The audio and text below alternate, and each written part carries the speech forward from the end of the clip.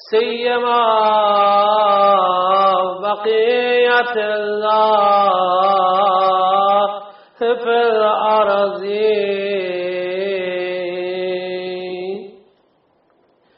امام زماننا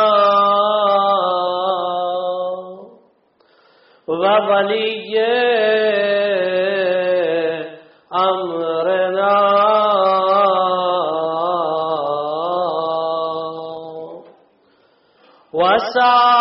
وصاحبنا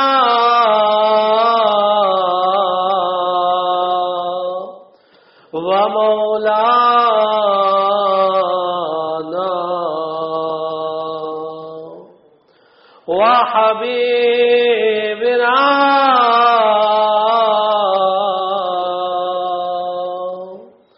وطبيبنا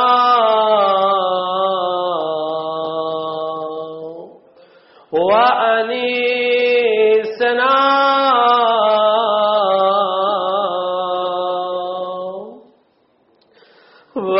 ومونسنا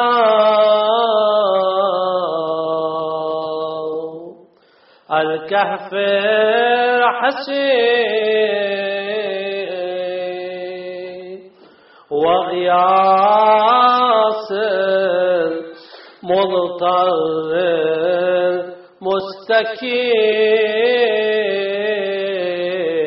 مستكين روحي وأرواح العالمين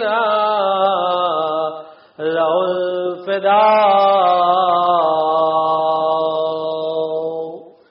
أما بعد، فقد قال الله تبارك وتعالى في كتابه المجيد وقوله الحق وهو أصدق القائلين: يا أيها الذين آمنوا هل أدلكم على تجارة تنجيكم من عذاب أليم تؤمنون بالله ورسوله وتجاهدون في سبيل الله بأموالكم وأنفسكم ذلكم خير لكم إن كنتم تعلمون. صدق الله العلي العظيم. صلوات.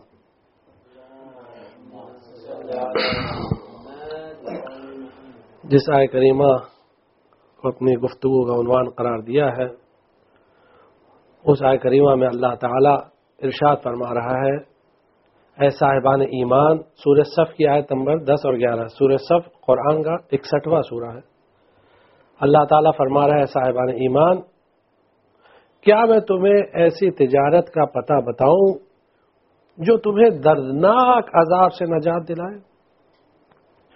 تؤمنون باللہ ورسولہ، تم اللہ اور اس کے رسول پر ایمان لاؤ. وتجاہدون فی سبیل اللہ باموالکم وانفسکم، اور اللہ کی راہ میں جہاد کرو اپنے نفس سے، اپنے مال سے اور اپنے نفس سے. یہ تمہارے لیے بہتر ہے اگر تم جانتے ہو. ان کنتم تعلمون، اگر تمہیں علم ہے، اگر تم جانتے ہو تو تمہارے لیے یہ بہتر ہے. یہ 4 چیزیں: 1 ایمان لاؤ اللہ پر، 2 ایمان لاؤ اس کے رسول پر، 3 جہاد کرو اس کی راہ میں، اللہ کی راہ میں اپنے مال سے، اور 4 جہاد کرو اللہ کی راہ میں اپنے نفس سے.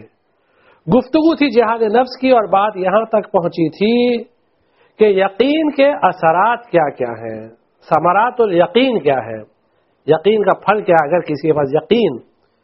اور مختصراً جو کل کی مجلس میں عرض کیا تھا وہ بات یہ تھی کہ عام طور سے ہم یہ دیکھتے ہیں کہ ہمارے معاشرے میں کیونکہ خدا پر یقین نہیں ہے، قیامت پر یقین نہیں ہے، خدا کے رزاقیت پر یقین نہیں ہے، اور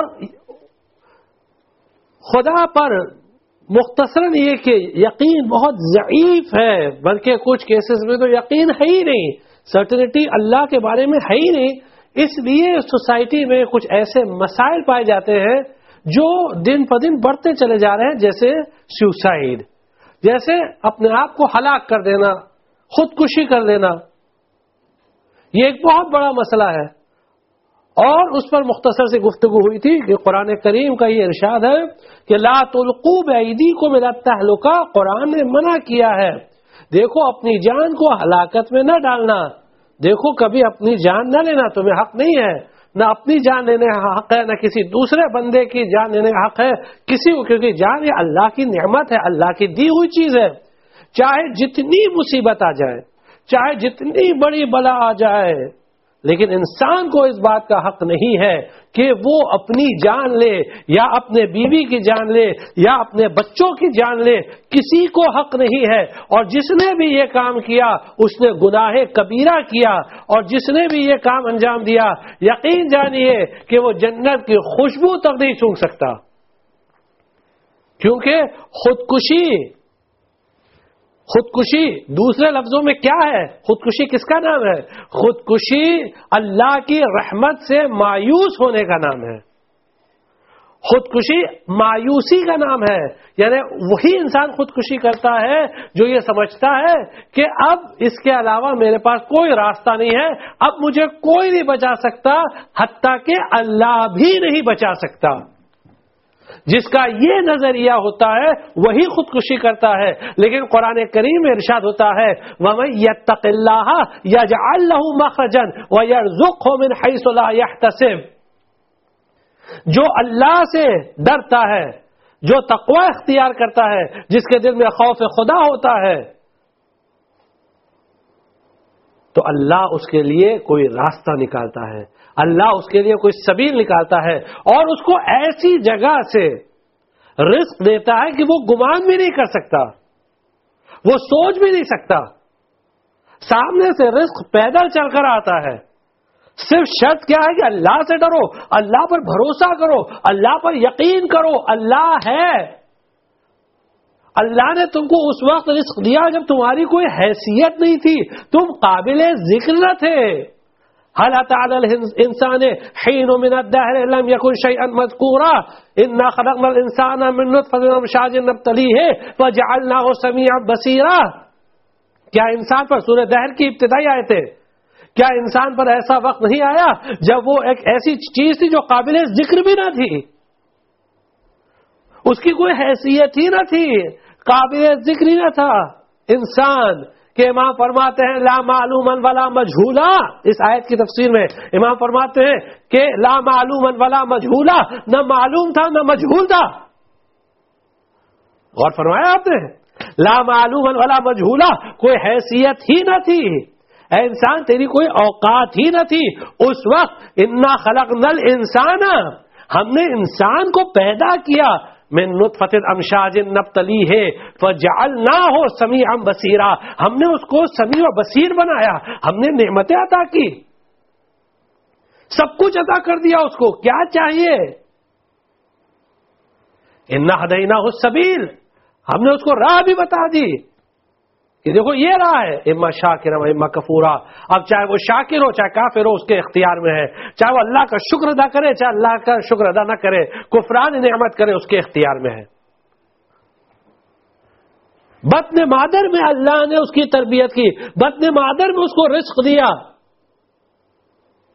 اس کی پرورش کی، اس کا خیال رکھا، اس کا لحاظ رکھا، ہر ایک چیز اس کو عطا کی جو اس زمانے میں اسے ضرورت تھی، جو اس حالت میں اسے ضرورت تھی، 9 مہینے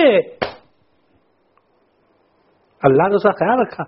آج جب آپ دنیا میں آ گئے تو اب یہ فکر آ گئی کوئی بچا نہیں سکتا، اب میرا مسئلہ کوئی حل نہیں کر سکتا، بس اب ایک ہی راہ ہے کہ اپنی جان لے لیں۔ بھائی کیا مسئلہ آپ کا؟ ایگزام میں رزلٹ خراب آیا، پیپر خراب گیا،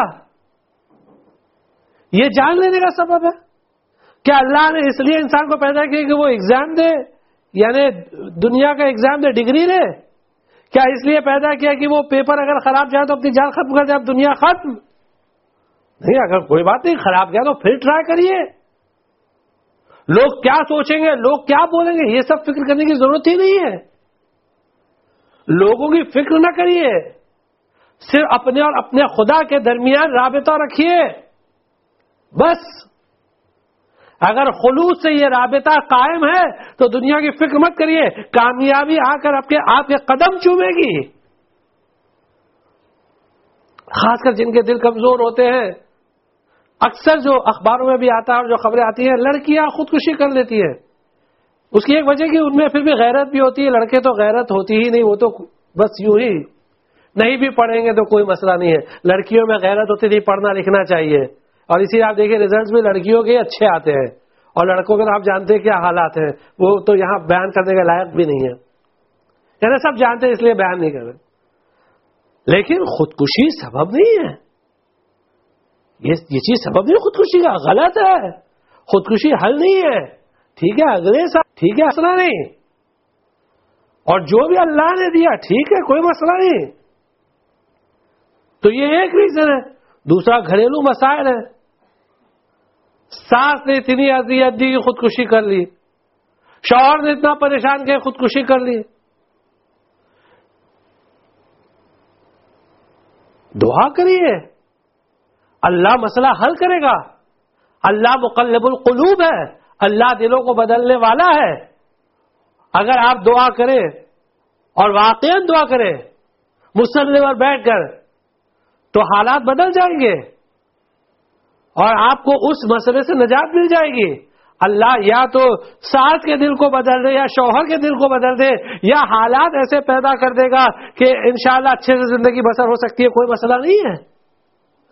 اگر اس بات پر یقین ہے کہ اللہ مقلب القلوب ہے، دلوں کو بدلنے والا ہے، اللہ محول الاحوال ہے، اللہ حالات کو بدلنے والا ہے، اگر یقین ہے تو دعا کریے.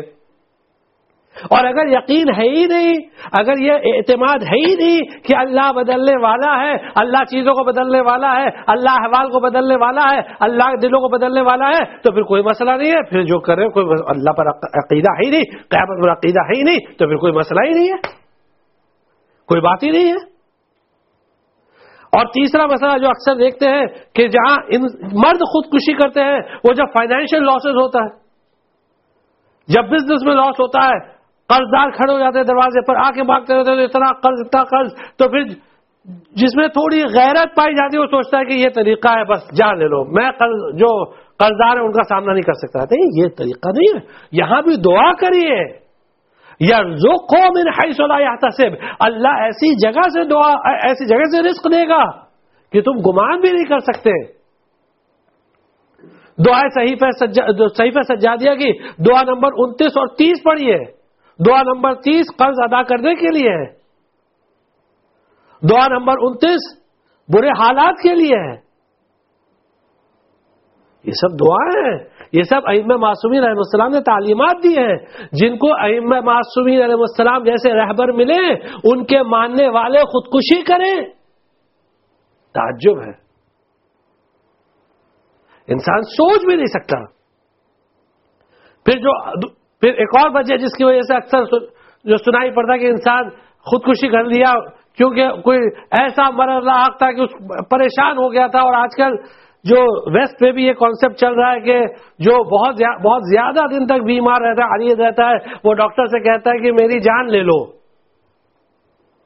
اور آج کل ویسٹ میں یہ بہت بڑا ڈیبیٹ چل رہا ہے کہ آیا کسی مریض کو یہ حق ہے کہ نہیں ہے، اور آیا ڈاکٹر کو یہ کام انجام دینا چاہیے کہ نہیں دینا چاہیے. تو اس میں اسلام کا نظریہ کیا ہے؟ اسلام کا نظریہ یہ ہے کہ کسی کو بھی حق نہیں ہے کہ یا وہ اپنی جان لے لے یا کسی سے کہے کہ میری جان لے لو. جو بھی مصیبت دنیا کی ہے اسے برداشت کرنا ہے.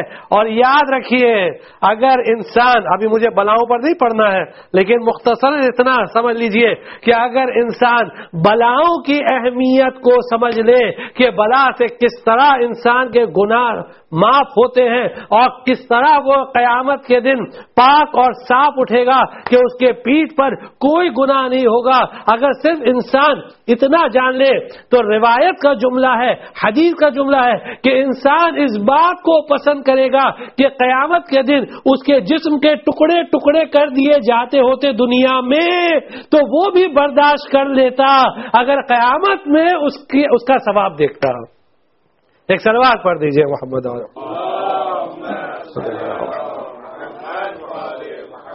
تو یہاں ثمرات و یقین میں سب سے پہلی چیز جو عرض کی تھی وہ ہے صبر.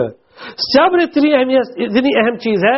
ابھی یہاں صبر پر مکمل گفتگو نہیں کرنی ہے, صرف 2-3 حدیثیں اور بات کو آگے بڑھاتے ہیں کہ صبر کے متعلق مولا المتقیان امیر المومنین علی ابن ابی طالب علیہ الصلوۃ والسلام فرماتے ہیں کہ سلاح الموقن الصبر علی البلاء والشکر فی الرخاء.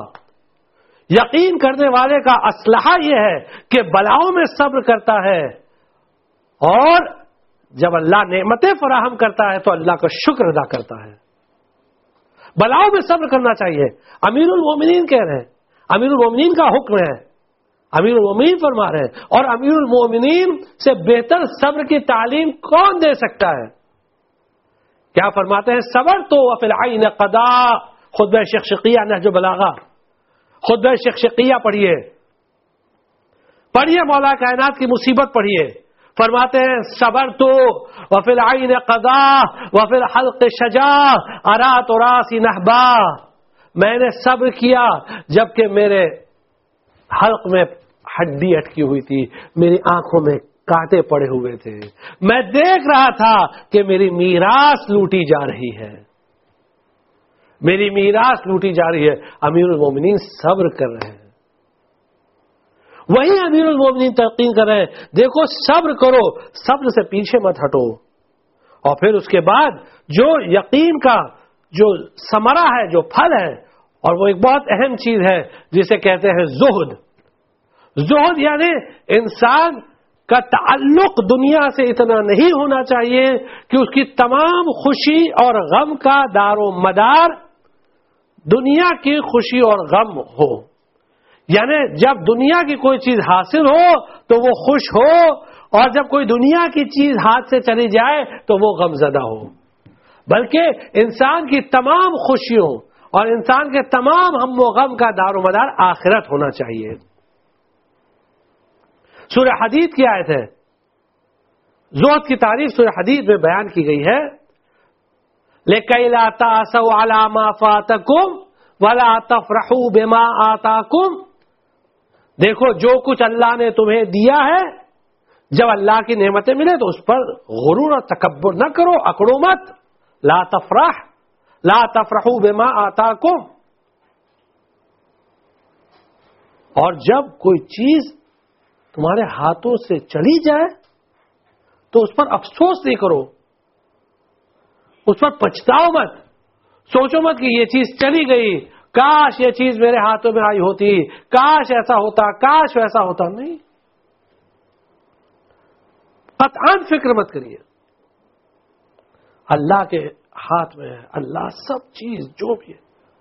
تو زہد یہ ہے کہ کبھی بھی دنیا سے لگاؤ انسان اتنا نہ رکھے کہ تمام خوشی اور غم کا دار و مدار دنیا پر. یہ زہد کی تعریف ہے.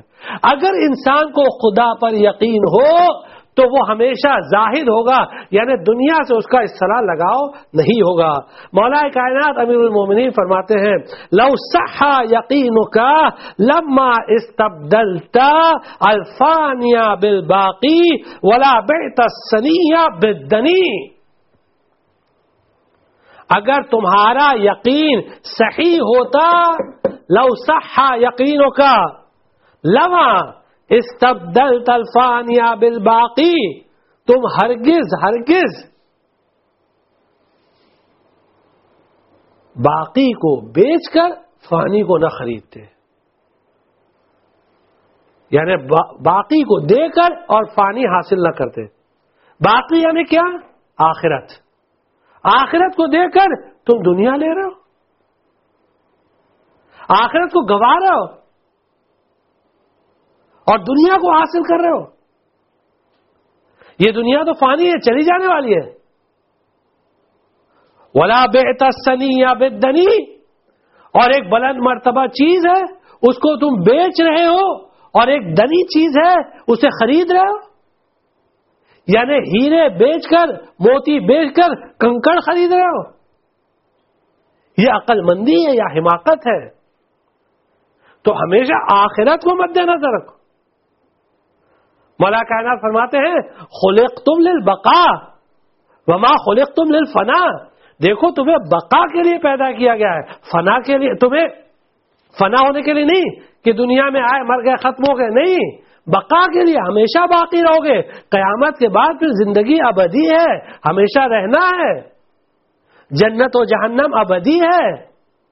یہ چند روز کی دنیا ہے.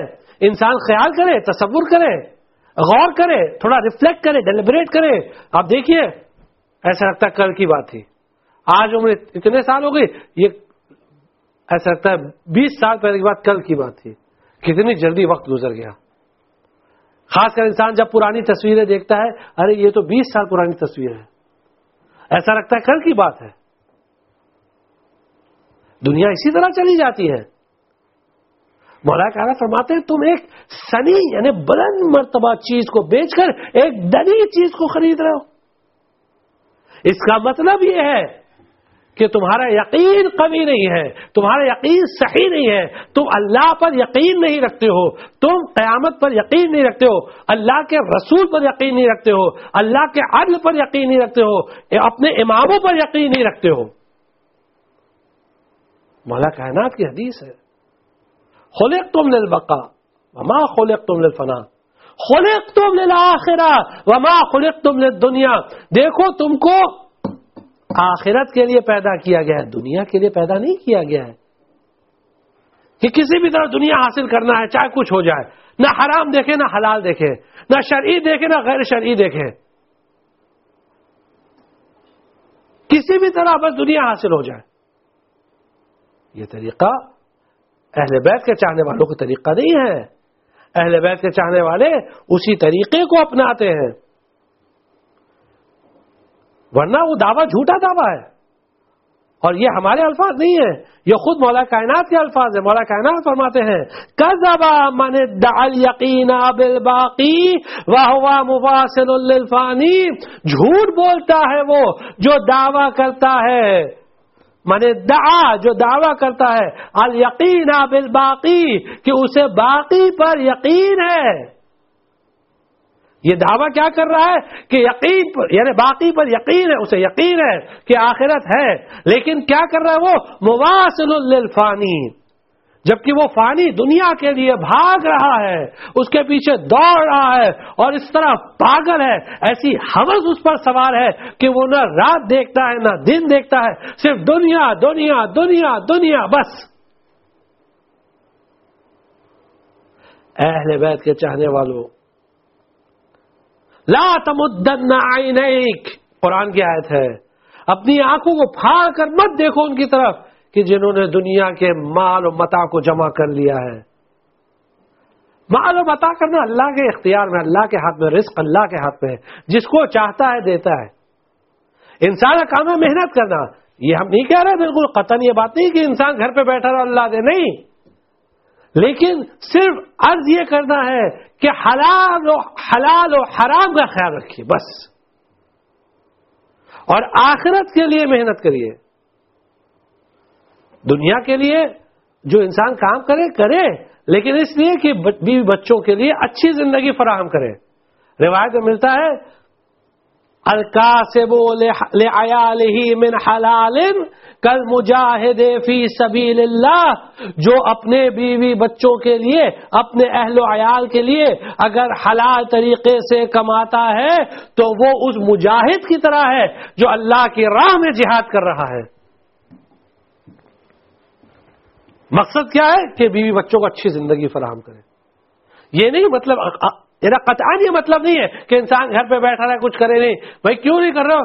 اللہ جو دے بس اس سے قانے ہیں، اللہ کا شکر ہے.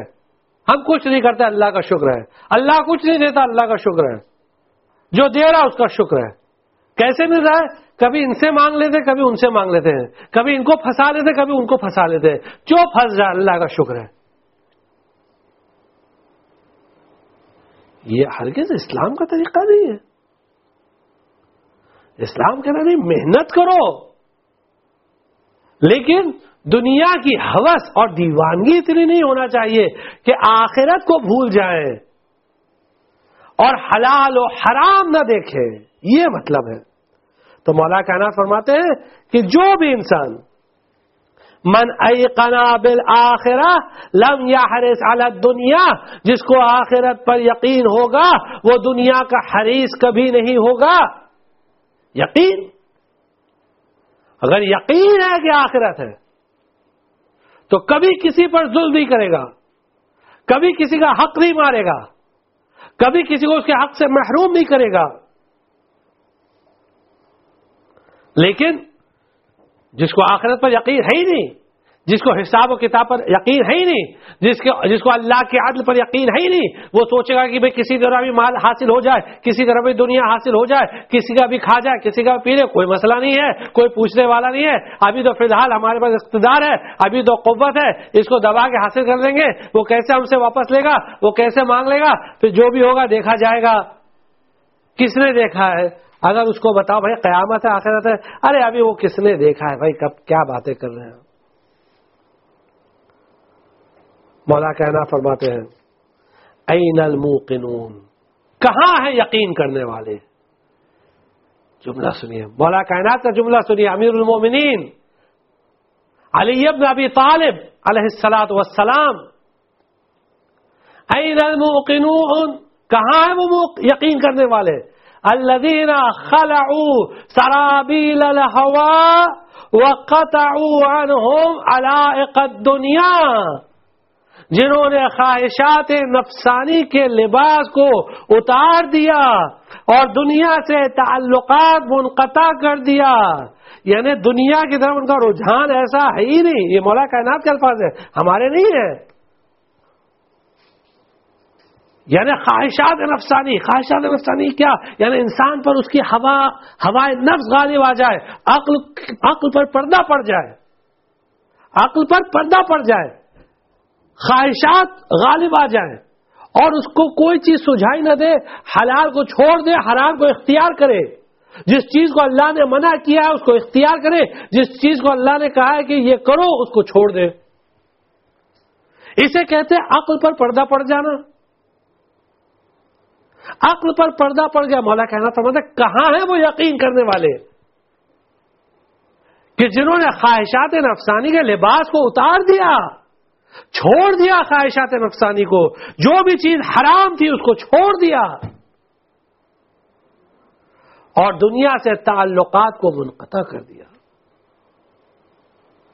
یہ عرفان کے بلند درجات ہیں، معرفت کے بلند درجات ہیں. یہ ایسی باتیں نہیں ہیں کہ انسان بہت آسانی سے ان کو درک کر لے، بلکہ ایک عمر ہوتی ہے معرفت کی. امیر المومنین کے شاگرد تھے جنہوں نے یہ درجات اور یہ منزلیں طے کی، ان درجات پر فائز ہوئے. من عرف اللہ توحدا، مولا کائنات کا جملہ سن لیجئے، حدیث سن لیجئے. من عرف اللہ توحدا، جس نے اللہ کو پہچان لیا وہ اللہ کی وحدانیت کا اقرار کرے گا. من عرف النفس تجردا، جس نے اپنے نفس کو پہچانا وہ بدن کو نفس سے الگ کر دے گا، روح سے الگ کر دے گا. من عرف الناس تفردا، جس نے لوگوں کو پہچان لیا وہ کنارہ کشی اختیار کر لے گا. مولا کائنات کا قول ہے جس نے لوگوں کو پہچان لیا وہ کنارہ کشی اختیار کر لے گا.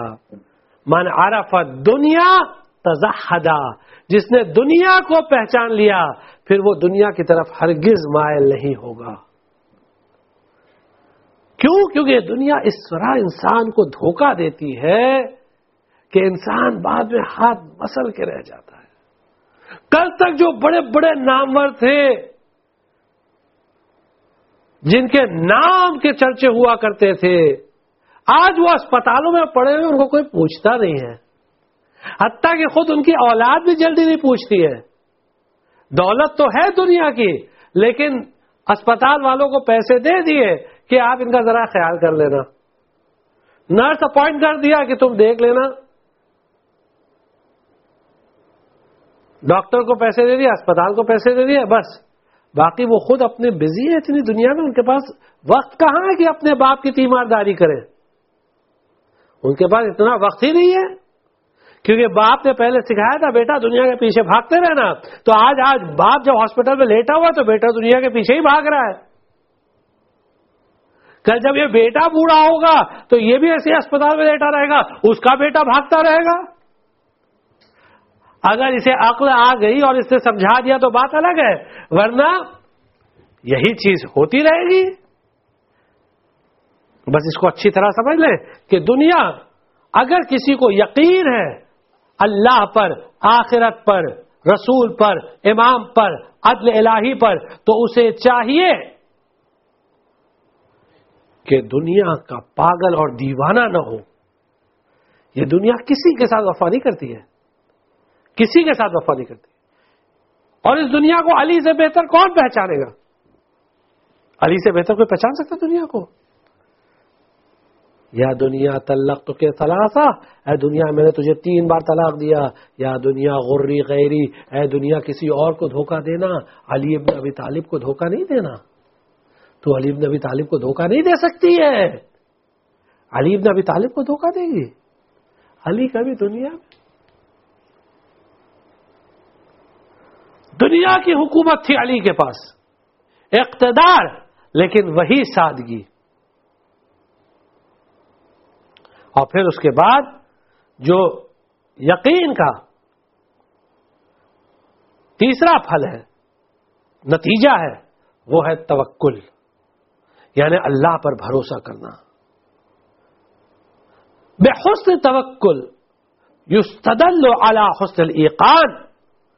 خوبصورت توکل، اچھا توکل، یہ اس بات کی دلیل ہے کہ انسان کا یقین اچھا ہے، انسان کا یقین خوبصورت ہے، اللہ پر بھروسہ ہے. اللہ پر بھروسہ نہیں ہے، کہتے تو ہم ہیں اللہ پر بھروسہ ہے، لیکن کیا واقعی اللہ پر بھروسہ ہے؟ امام حسین علیہ السلام فرماتے ہیں ان الناس عبید الدنیا والدین لا يقر على السنتهم يحوتونه ما درت معاشهم فاذا محسوا بالبلاء قل الديانون. لوگ دنیا کے غلام ہیں اور دین تو ان کی زبان پر ایک میٹھی چیز کا طرح ہے جس کو وہ گھماتے رہتے ہیں، مزہ لیتے رہتے ہیں، لذت اٹھاتے رہتے ہیں دین سے، جب تک ان کی زندگی اچھی چل رہی ہے. فَإِذَا مُحِّسُوا بِالْبَلَاءِ، جب ان کا امتحان لیا جاتا ہے، جب وہ مشکلات میں پڑتے ہیں، جب کوئی چیز سامنے آتی ہے، تب پتا چلتا ہے کہ کون دیدار ہے اور کون دیدار نہیں ہے. یہی تو امتحان کا وقت ہوتا ہے، یہی تو وقت ہوتا ہے کس کو اللہ پر بھروسہ ہے اور کس کو بھروسہ نہیں ہے. پھر جس کو بھروسہ ہوتا ہے وہ ہوتا ہے کریم، اور جس کو بھروسہ نہیں ہوتا ہے وہ ہوتا ہے لئیم. عام اصطلاح میں اس پر غور کریے گا، توجہ چاہتا ہوں. یہ عام اصطلاح میں کریم اس کو کہتے ہیں جو بڑے خاندان کا ہوتا ہے، لئیم اس کو کہتے ہیں جو معمولی شخص ہوتا ہے، جس کو عام طور سے جس کی سوسائٹی میں کوئی خاص حیثیت نہیں ہوتی ہے. یعنی دوسرے لفظوں میں اگر کہیں تو کریم کہتے ہیں رائل فیملی کے آدمی کو، رائل ہے یہ، اور لئیم کہتے ہیں یعنی یہ میسز میں سے ہے، آرڈنری ہے، اس کی کوئی حیثیت نہیں ہے عام طور سے. لیکن آپ نے غور کیا کہ روز عاشوراء امام حسین علیہ السلام، یا غالباً شب عاشور امام حسین علیہ السلام جب اپنے اصحاب کا امتحان لے چکے اور امام نے فرمایا کہ دیکھو میں اپنی بیعت تم پر سے ہٹا لیتا ہوں، تم میں سے جس کو جانا ہے چلا جائے، میں چراغ بجھا دیتا ہوں، یہ سب آپ نے سنا ہوگا. لیکن اس کے بعد امام نے کیا جملہ فرمایا؟ امام نے جملہ فرمایا یا بنی الکرام فما الموت الا قنطرہ. اے کرام کی اولاد، او سن آف رائلز، اے کرام یعنی کریم لوگوں کی اولاد، یا بنی الکرام، موت کچھ نہیں ہے سوائے ایک پل کے. اب یہاں ایک سوال ہے، امام نے کس سے خطاب کیا؟ بنی الکرام کسے کہا؟ امام نے بنی الکرام کسے کہا؟ بنی الکرام میں یہ امام کے جو اصحاب تھے ان میں سے اکثر ایسے تھے کہ جو سوسائٹی کے معمولی افراد تھے، جو غلام تھے، جن کی کوئی حیثیت نہیں تھی، لیکن وہ بنی الکرام بنے کیونکہ انہوں نے حجت خدا، ولی خدا، امام وقت سے لو لگائی، امام کے در پر آ کر حاضری دی، امام سے آ کر متصل ہوئے اور دنیا کو چھوڑ کر آخرت سے لو لگائی، آخرت پر اپنی جان دینے کے لیے تیار ہو گئے، امام وقت پر اپنی جان دینے کے لیے تیار ہو گئے، اس لیے وہ کریم بنے۔ اور وہ افراد وہاں جن کے پاس دولت تھی، جن کے پاس سرمایہ تھا، جن کے پاس حکومت تھی، ان کو جب خطاب امام نے کہا تو امام نے کہا دعی ابن دعی، دعی اسے کہتے ہیں جس کے ماں باپ کا پتہ نہ ہو، جس کے باپ کا پتہ نہ ہو، دعی ابن دعی۔ ظاہراً تو سوسائٹی میں ان کا رائل میں شمار ہوتا تھا، ظاہراً یعنی معاشرے کے اعتبار سے ان کا شمار رائل میں ہوتا تھا، لیکن یہاں امام حسین علیہ السلام ان کو دعی کہہ رہے ہیں، دعی ابن دعی۔ اور یہاں یہ جو کوئی غلام ہے، کوئی معمولی شخص ہے، ان کو جو اصحاب میں سے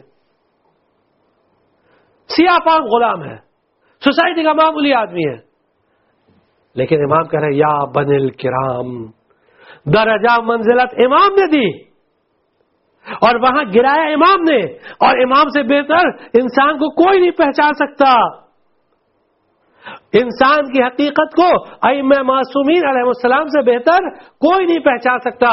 اسی لیے روایتوں میں ملتا ہے کہ اکثر جب کوئی آ کر امام سے کہتا تھا، مولا کائنات سے کہتا تھا کہ میں آپ کا چاہنے والا ہوں، امام نے کہا نہیں۔ قرآن کی آیت ہے ان فی ذالک لآیات للمتوسمین، یقیناً اس میں آیات ہیں متوسمین کے لیے۔ امام فرماتے ہیں واللہ نحن المتوسمون، خدا کی قسم ہم وہ ہیں جو متوسمون ہیں۔ متوسمون کسے کہتے ہیں؟ متوسمون اسے کہتے ہیں جو لوگوں کے جو ماتھے پہ لکھا ہوا ہے، جو چیز لکھی ہوئی ہے اس کو پڑھ لے، علامت کو پہچان لے۔ امام فرماتے ہیں خدا کی قسم ہم وہ متوسمون ہیں۔ جب کوئی ہمارے سامنے آتا ہے تو ہم دیکھتے ہیں کہ اس کے ماتھے پر کیا لکھا ہوا ہے، مومن لکھا ہوا ہے یا کافر لکھا ہوا ہے۔ تو امام کے سامنے جو بھی آ جائے امام فوراً پہچانے۔ تو اللہ پر بھروسہ کرنا چاہیے، ورنہ ایسے دین کا دعویٰ کرنے والے تو بہت ہیں۔ حقیقت یقین، حقیقت ایقان وہ صرف توکل سے پتہ چلتی ہے، اللہ پر بھروسہ۔ اور بھروسہ کب پتہ چلتا ہے؟ جب آدمی مشکلات میں، رزق کا کوئی ذریعہ نہیں ہے، مسئلے کا کوئی حل نہیں دکھ رہا ہے، راہ مسدود ہے، راستہ بند ہے، آنکھوں کے سامنے اندھیرا چھایا ہوا ہے، کوئی سبیل سمجھ میں نہیں آ رہی ہے۔ ایسے حالات میں جو انسان کہے کہ ہم کو اللہ کی ذات پر بھروسہ ہے، فکر مت کرو انشاءاللہ اللہ کوئی راستہ فراہم کرے گا، اللہ پریشانی کو دور کرے گا، کوئی ٹینشن لینے کی ضرورت نہیں ہے۔ یقین کریے اللہ ہے۔ اور پھر اس کے بعد جو اگلا نتیجہ بتایا گیا یقین کا، اسے کہا جاتا ہے رضا، یعنی انسان اللہ کی ہر قدر اور ہر قضا سے راضی رہے۔ جو بھی اللہ نے مقدر کیا ہے اس تقدیر سے راضی رہے، اور اللہ کی تقدیر کے آگے انسان کو حق نہیں ہے کہ وہ اپنی رائے بیان کرے، اللہ کی راہ میں شکایت کرے، اللہ کے خلاف شکایت کرے، اللہ سے کہے کہ پروردگارہ یہ کیا کیا میرے ساتھ، ہمارے علاوہ کوئی ملا نہیں، وائی می، یہ کیوں وہ کیوں۔ حدیث قدسی میں ملتا ہے من لم یرضا بقدری وقضائی فالتمس الہا غیری، جو میری قدر و قضا سے راضی نہیں ہے تو وہ کوئی اور خدا جا کر تلاش کرے، میرے علاوہ جا کے ڈھونڈ لے، کوئی اور خدا مل رہا ہے تو۔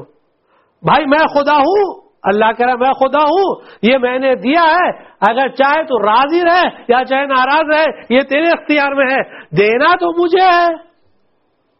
ہاں یہ ہے کہ اور دوں گا، اگر تو شکر ادا کرے گا لئن شکرتم لازیدنکم، اگر شکر ادا کرے گا تو اور دوں گا، ولئن کفرتم ان عذابی لشدید، لیکن اگر کفران نعمت کی تو یاد رکھنا میرا عذاب بڑا دردناک ہے۔ تو انسان کو ہمیشہ خیال رکھنا چاہیے کہ دینے والا تو وہی ہے، اختیار تو اسی کے ہاتھ میں ہے، جتنا چاہے گا دے گا، جتنا چاہے گا نہیں دے گا۔ ہمیشہ راضی رہے، قضاء و قدر اس کے ہاتھ میں ہے، جو کچھ ہے سب اس کے ہاتھ میں ہے، مشیت اس کی ہے، ارادہ اس کا ہے، قدر اس کی ہے، قضا اس کی ہے، اجل اس کی ہے، کتاب اس کی ہے، امضا اس کی ہے، اسی کو سب کرنا ہے۔ انسان بندہ ہے، انسان صرف دعا کر سکتا ہے، دعا کے علاوہ اور جو کچھ دنیا کے اعتبار سے جو شرعی ذمہ داری وہ الگ ہے، اس کے علاوہ یعنی تکوینیات میں، یعنی جو اللہ کی طرف سے آنا ہے اس میں تو قضاء و قدر ہے۔ تو جو کچھ تکوینیات میں جس میں انسان کا اختیار نہیں ہے، جس میں انسان کا کوئی رول نہیں ہے، مثلا مثال کے طور پر بات سمجھانے کے لیے کہ نماز پڑھنا ہے تو اس میں یہ کوئی نہیں بول سکتا ہے نماز پڑھنا میرے مقدر میں تھا ہی نہیں اس لیے میں نے نماز نہیں پڑھی، نہیں، یہ غلط ہے۔ یہ تشریعیات میں آتا ہے، یعنی وہ چیزیں جو اللہ نے واجب کی ہیں، جس چیز میں انسان کا اختیار ہے، انسان کا جہاں اختیار ہے وہاں انسان ذمہ دار ہے، اور جو چیز اللہ کی طرف سے آنے والی ہے اس کی ذمہ داری اللہ پر ہے۔ تو اب جو چیز اللہ کی طرف سے آنے والی ہے، جیسے رزق ہے، جیسے صحت ہے، جیسے زندگی ہے، جیسے موت ہے، جیسے دوسری چیزیں جو بھی آپ جانتے ہیں تکوینیات جنہیں کہتے ہیں، یہ ساری چیزیں جو اللہ کی طرف سے آنے والی ہیں، اب جو اللہ کی طرف سے آنے والی ہیں، جو بھی اللہ نے دیا ہے اللہ کا شکر ادا کریں، اور اگر اللہ کا شکر ادا نہیں کر رہے تو کوئی اور راستہ بھی نہیں ہے، کیونکہ حکومت تو ایک ہی کی چل رہی ہے، صرف اللہ کی حکومت ہے، اس کے علاوہ کسی اور کی حکومت تو ہے ہی نہیں۔ اگر کسی کے یہاں ولادت نہیں ہو رہی ہے تو ولادت نہیں ہو رہی ہے تو وہ صرف دعا کر سکتا ہے اللہ سے، پروردگارا اولاد نیک اور صالح عطا کر، اس کے علاوہ اس کے پاس اور کوئی چارہ نہیں ہے، کوئی دوسرا طریقہ نہیں ہے، صرف اللہ سے دعا کر سکتا ہے۔ اگر کسی کے پاس رزق نہیں ہے تو وہ دعا کر سکتا ہے، اگر کوئی پریشانی مبتلا ہے تو دعا کر سکتا ہے، اگر دوسرے مسائل ہیں جو بھی مسئلہ ہے صرف دعا کر سکتا ہے، اس کے علاوہ اس کے پاس اور کوئی چارہ نہیں ہے، اس کے پاس اس کے علاوہ اور کوئی چارہ نہیں ہے۔ تو صرف کیا کرنا ہے؟ دعا کرنا ہے، اللہ سے التماس کرنا ہے، شکایت نہیں کرنا ہے۔ اور یہ قضاء و قدر ایک عجیب چیز ہے، ابھی مجھے قضاء و قدر پہ بحث نہیں کرنی ہے، لیکن صرف ایک جملہ مولا کائنات کا آپ خدمت میں عرض کر دیں کہ راوی نے آ کر مولا کائنات سے پوچھا کہ قضاء و قدر کے بارے میں آپ کی کیا، قدر کے بارے میں آپ کی کیا رائے ہے، قدر کیا ہے؟ مولا کائنات نے کیا جملہ کہا، غور کریے، جو بار بار جس چیز پر تاکید کرے وہ یہی کہ مولا کائنات کے در پر بیٹھے رہیے۔ در پر بیٹھنے کا مطلب یہ ہے کہ حدیثوں کو پڑھیے، نہج البلاغہ پڑھیے، غرر الحکم پڑھیے، غور و فکر کریے حدیثوں پر۔ راوی نے اگر پوچھا کہ قدر کے بارے میں مولا بتائیے، قدر کے بارے میں جملہ کیا ہے؟ بحر عمیق لا تلج ہو، یہ قدر ایسی چیز ہے کہ یہ ایک گہرا سمندر ہے، اس میں داخل نہ ہونا، لا تلج ہو، اس میں داخل نہ ہونا، یہ تم سمجھ نہیں سکتے ہو، تمہارے سمجھ کی بات نہیں ہے، اس میں اپنی رائے پیش نہ کرنا، اپنی باتیں نہ کرنا۔ تو یہ ایک بہت اہم چیز ہے، قضاء و قدر کے متعلق انسان کو کوئی اختیار نہیں کہ اپنی طرف سے کوئی بات کرے، اپنی طرف سے اپنی رائے کا اظہار کرے۔ جو کچھ اللہ نے دیا ہے اس پر اللہ کا شکر ادا کرے۔ 3 اولاد اچھی دی ہے، اگر ایک اولاد خدا نہ خواستہ کسی کو اللہ مثلا ایسی بنا دے جو مفلوج ہو، مشلول ہو، اپاہج ہو، ہینڈی کیپڈ ہو، مینٹلی چیلنجڈ ہو، فزیکلی چیلنجڈ ہو، کوئی بات نہیں، اللہ کا شکر ادا کرے، شکایت نہ کرے، پروردگارا تیرا شکر ہے۔ اگر 10 دن اچھے گئے، 2 دن برے گئے، پروردگارا شکر ہے، ہر حالت میں تیرا شکر ہے۔ اگر 4 اولاد دیے، ایک اولاد اللہ نے واپس لے لی، ایک کو موت دے دی، کوئی بات نہیں، پروردگارا تیرا شکر ہے۔ انبیاء کی داستانیں ہمارے سامنے موجود ہے بطور مثال۔ لیکن قدر کے متعلق جو بات ہے، مولا کائنات فرماتے ہیں کہ یہ بحر عمیق لا تلج ہو، دیکھو بحر عمیق ہے. جب ایسی چیز آتی ہے انسان یعنی واقعا قدر کے سامنے اندھا ہو جاتا ہے، اس کی کوئی چیز سمجھ میں آتی نہیں ہے. جب اللہ کوئی چیز کرنا چاہتا ہے تو انسان کی عقل پھر کام نہیں کرتی ہے. تو اسی لیے انسان کو کبھی غرور و گھمنڈ نہیں کرنا چاہیے. اللہ کبھی بھی حالات بدل دیتا ہے. جناب سلیمان ایک بار اپنے جتنے ان کے سلطنت میں، ان کی سلطنت بہت بڑی تھی جس میں انسان بھی تھے، جنات بھی تھے، پرندے بھی تھے، جانور بھی تھے، سب تھے. تو ایک دن ایک محفل جمی کہ جس میں پرندوں کی محفل تھی، دربار سجا پرندوں کا، حضرت سلیمان کا. بڑی زبردست محفل حضرت سلیمان کی ہوا کرتی تھی. دعا کہ رب حب لی ملکا لا ينبغي لأحد من بعدی، پروردگارہ ایک ایسی ملک، ایسی حکومت مجھے عطا کر کہ میرے بعد کسی کو ایسی حکومت نہ ملے. انبیاء میں سے کسی کو ایسی حکومت نہیں ملی، انبیاء میں سے. پیغمبر اکرم اور امام معصومین علیہ السلام سے ہٹ کر یہ بات ہو رہی ہے. حضرت سلیمان نے دعا کی اور اللہ نے دعا کو قبول کی. تو جب محفل جمی تو تمام جتنے پرندے تھے وہ سب اپنے اپنے کمالات پیش کر رہے تھے کہ ہم یہ کر سکتے ہیں، وہ کر سکتے ہیں. یہ داستان مولانا جلال الدین رومی، جن کو ہم لوگ مولانا روم کے نام سے جانتے ہیں، مولانا روم جلال الدین رومی، انہوں نے یہ داستان نقل کی ہے کہ جب تمام پرندے اپنے کمالات پیش کر چکے تو ہدہد، مشہور پرندہ جو جس کا ذکر قرآن میں بھی ہے، وہ آگے بڑھا اور کہنے لگا کہ اے سلیمان، میرا کمال یہ ہے کہ میں اتنی اونچائی پر سے اڑ کر، جب میں اڑتا رہتا ہوں تو اتنی بلندی سے میں جب نیچے دیکھتا ہوں تو پانی پر میری اتنی تیز نظر ہوتی ہے کہ میں یہ بتا سکتا ہوں کہ یہ پانی پتھر سے نکل رہا ہے یا پانی خاک سے نکل رہا ہے، اس کا چشمہ کیا ہے، اس کا سورس کیا ہے، کہاں سے یہ پانی نکل رہا ہے. اتنی تیز. اسی لیے آپ مجھے ایک ایسا منصب دیجئے، ایسا عہدہ دیجئے کہ ایک ایسی پوزیشن دیجئے اپنی حکومت میں کہ میں تمام پانی پر نگرانی کروں، جا کر دیکھوں کہ کون سا پانی کہاں ہے اور کہاں سے آ رہا ہے اور کہاں بہ کر جا رہا ہے. تو پرندوں کے لیے ایک بڑا منصب تھا، ایک بڑی پوزیشن تھی. تو جیسے کسی انسان کو کوئی بڑی پوزیشن مل جاتی تو دوسرے انسان جلنے لگتے ہیں، ویسے پرندوں میں بھی ایسا ہوا کہ کوا جب اس نے دیکھا کہ ہدہد کو یہ مرتبہ ملا تو اس میں احساس حسد پیدا ہوا، وہ جلنے لگا. تو اس نے کہا اے سلیمان، یہ ہدہد جھوٹ بول رہا ہے، یہ ہدہد جھوٹ بول رہا ہے. اگر یہ کہہ رہا ہے کہ یہ بات صحیح ہے کہ اور پانی پر اس کی نظر اتنی تیز ہے، تو یہ بتاؤ کہ جب شکاری اپنا دام جب نیچے رکھتا ہے، جو نیٹ جب جال پھیلاتا ہے اس کو پکڑنے کے لیے، تو وہ کیسے اسے نہیں دکھتا، وہ کیسے آ کے جال میں پھنس جاتا ہے. اگر اتنی ہی نظر تیری تیز ہے تو شکاری کا جال تجھے کیوں نہیں دکھتا؟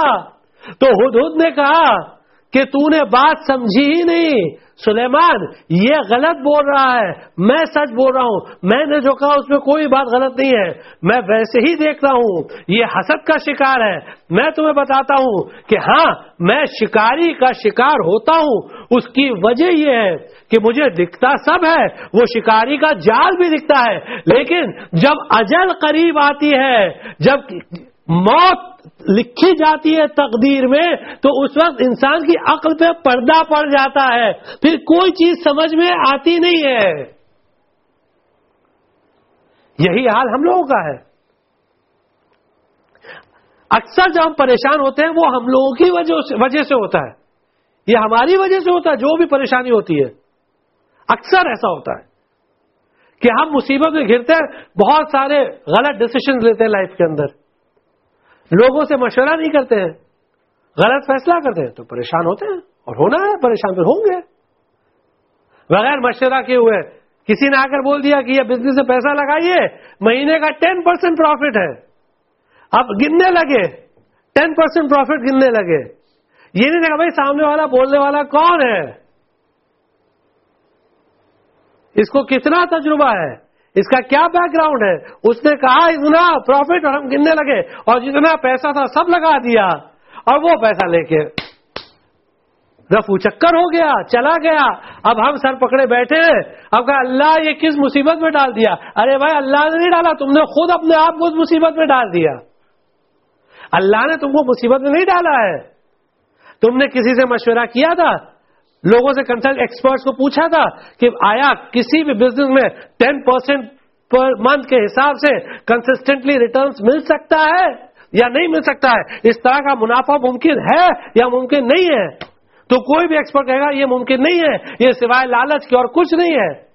کہا نہیں اس نے 3 مہینے تو برابر پیسے دیے. ارے بھائی وہ 3 مہینے دیے وہ اپنی جیب سے دے رہا تھا، تمہارے اپنی جیب سے نہیں دے رہا تھا، وہ تمہارے ہی پیسے سے دے رہا تھا. جو تم نے پیسے لگائے تھے اسی میں سے وہ تم کو دے رہا تھا تاکہ تمہارا اعتماد بڑھ جائے اور پھر تم اور پیسہ اس کو دو. یہ دیکھ کر یہ واقعی بڑا ایماندار لگتا ہے، اتنا نفع دے رہا ہے. تو بہت سوچ سمجھ کے کریے کوئی بھی چیز، کوئی بھی فیصلہ زندگی کا مشورہ کر کے کریے. جب تک کہ مشورہ نہیں کریں گے اس وقت قرآن نے کہا شاورہم فی الامر، دیکھو مشورہ کیا کرو. امام نے فرمایا الاستخارہ یعنی الاستشارہ، استخارے کا مطلب یہ ہوتا ہے کہ استشارہ کرو، مشورہ کرو لوگوں سے. اور پھر آخری نتیجہ یقین کا یہ ہوتا ہے کہ جس کو اللہ پر یقین ہوتا ہے، جس کو اللہ کے عدل پر یقین ہے، جس کو رسول اللہ پر یقین ہے، جس کو امام زمان پر یقین ہے، جس کو ائمہ معصومین علیہ السلام پر یقین ہے، جس کو قرآن پر یقین ہے، جس کو قیامت پر یقین ہے، اس کے لیے دنیا کی تمام مصیبتیں بالکل ہلکی ہو جائیں گی. دنیا کی مصیبت کی کوئی ویلیو اور کوئی قیمت و ارزش نہیں رہے گی اس کی نظروں میں. اسی لیے انبیاء علیہ السلام نے، ائمہ معصومین علیہ السلام نے بڑی بڑی قربانی دے دی، بڑی بڑی قربانی دے دی، جان کی قربانی دے دی، مال کی قربانی دے دی، آل کی قربانی دے دی، اولاد کی قربانی دے دی. کبھی کسی کی پرواہ نہیں کی، کبھی کسی چیز کو اہمیت نہیں دی، بس اللہ کی مرضی، اللہ کی مرضی کے علاوہ. اور اسی لیے جب کربلا میں ہم دیکھتے ہیں تو کربلا میں حسین نے سب چیز کو قربان کر دیا. انسان تصور نہیں کر سکتا، کربلا انسان کے تصور میں نہیں آ سکتا. حسین نے انسانیت کو وہ کر کے دکھا دیا کہ جہاں انسان کی فکر نہیں جا سکتی ہے، انسان کی سوچ نہیں جا سکتی ہے، انسان کے عقل کی رسائی نہیں ہے. اگر عقل کوشش کرے وہاں تک پہنچنے کی تو حیران ہو کر لوٹ آئے گی. عقل وہاں پہنچ نہیں سکتی ہے. حسین نے دنیا کو وہ کر کے دکھایا. عاشور کے دن حسین نے کہا تقدم یا بنیا، اے بیٹے آؤ آگے بڑھو.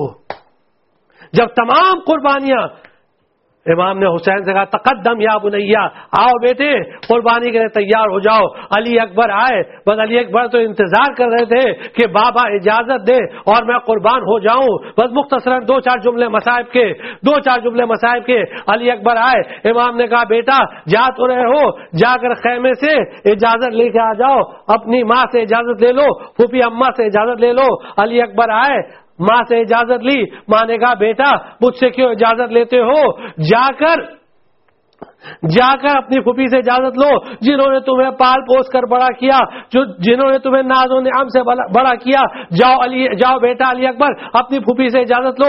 علی اکبر آئے جناب زینب سے اجازت لینے کے لیے. جناب زینب نے کہا بیٹا کیا اسی لیے پال پوس کر بڑا کیا، کیا اسی لیے 18 برس اتنی رحمتیں برداشت کی؟ علی اکبر نے کہا پھوپھی اماں اگر آپ اجازت نہیں دیتی ہیں تو نہ دے، کوئی بات نہیں میں نہیں جاؤں گا، لیکن آپ یہ بتائیے کہ اگر قیامت کے دن دادی زہرا نے سوال کر لیا کہ زینب تمہیں علی اکبر زیادہ پیارا تھا یا میرا حسین، تو کیا جواب دیں گی؟ بس اتنا سننا تھا کہ زینب نے اجازت دی. اب جو علی اکبر خیمے سے نکلنا چاہتے ہیں تو حمید ابن مسلم کہتا ہے کہ علی اکبر جتنے بار نکلنے کی کوشش کرتے تھے کوئی بیوی ان کا دامن کھینچ لیتی تھی، کوئی بیوی ان کا دامن پکڑ لیتی تھی. علی اکبر جانا چاہتے ہیں. بس ایسا لگ رہا تھا کہ کسی جوان کا جنازہ نکل رہا ہے. بس علی اکبر نے کہا ارے بیویوں تم نے مجھے رخصت کر دیا اب کیوں روک رہی ہو؟ بیویوں نے کہا یا علی اکبرا ارحم غربتنا، اے علی اکبر ہماری غربت پر ہماری بے کسی پر ترس کھاؤ. علی اکبر نے کہا ارے تم کو تمہارے غربت کی پڑی ہے، میرا بابا بھی تو غریب ہے، میرا بابا بھی تو غریب ہے. بس علی اکبر نکلے آئے، حسین نے رخصت کیا، علی اکبر گئے لڑتے لڑتے پھر واپس آئے. واپس آنے بعد کہا یا بتے حل الاما من سبیل، بابا کیا پانی کی کوئی سبیل ہوگی؟ ان العطش قد قتلنی، بابا پیاس مارے ڈال رہی ہے.